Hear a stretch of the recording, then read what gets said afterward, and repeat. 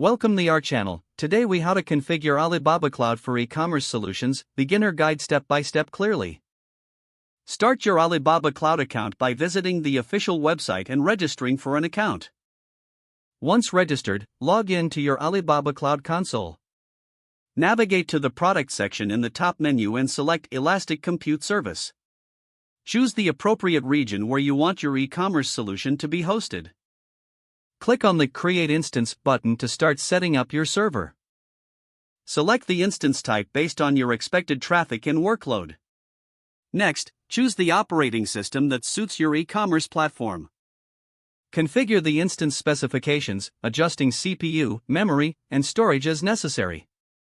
Set up network configurations by creating or selecting a virtual private cloud, or VPC.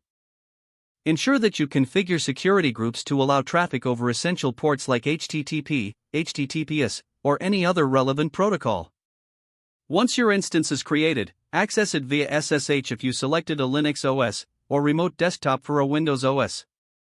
Install your e-commerce platform software by following its specific installation instructions.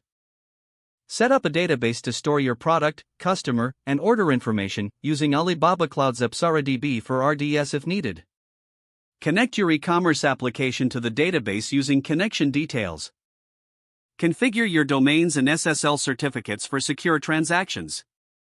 Set up payment gateways according to the preferences of your target audience. Test your e-commerce site thoroughly to ensure all functionalities operate correctly. Monitor your website's performance through Alibaba Cloud's monitoring tools. Adjust resources, like scaling your instance up or down, based on your traffic and sales volumes. If the page does not load, refresh the browser or try again in a private or incognito window. Make sure you are using the correct email address, then retype it carefully to avoid small typos. If your password is not accepted, use the reset option and create a new strong password you can remember.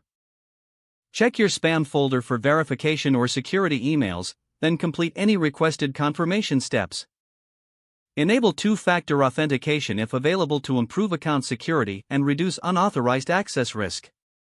After signing in, review your profile details so your contact information and settings are accurate and current.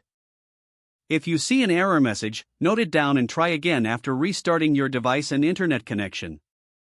Log out when you finish, especially on shared devices, to keep your account and payment information secure. If the page does not load, refresh the browser or try again in a private or incognito window.